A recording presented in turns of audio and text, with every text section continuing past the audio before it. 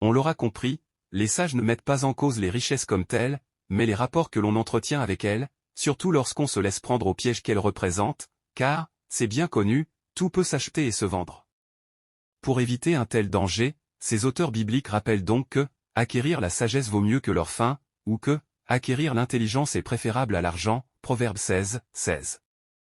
Seule la sagesse qui s'enracine dans la connaissance de Dieu peut en effet conduire à une juste et féconde utilisation des biens matériels. Seule, elle peut aider à surmonter l'épreuve des richesses. Mais, attention, la sagesse ne s'échange pas contre de l'or massif, elle ne s'achète pas au poids de l'argent, Job 28, 15.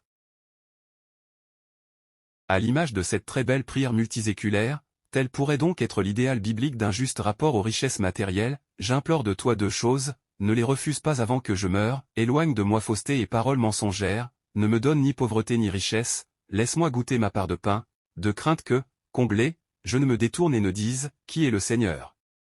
Ou encore, qu'indigent, je ne vole et ne profane le nom de mon Dieu, Proverbe 30, 7 à 9. Voilà où se situe la véritable bénédiction divine, dans un juste rapport au bien matériel, mais plus encore à celui qui est à l'origine de ce que l'on est et de ce que l'on possède. Cela nécessite une vigilance de chaque instant, car l'argent tend souvent à prendre dans le cœur de l'homme une place qui revient à Dieu seul. Il devient alors une sorte d'idole. Or, comme l'enseignera Jésus, servir Dieu ne revient pas à mépriser l'argent, mais à en user librement et à le faire servir à la relation à Dieu et aux frères. Car s'il peut aliéner, l'argent peut aussi contribuer à une certaine liberté.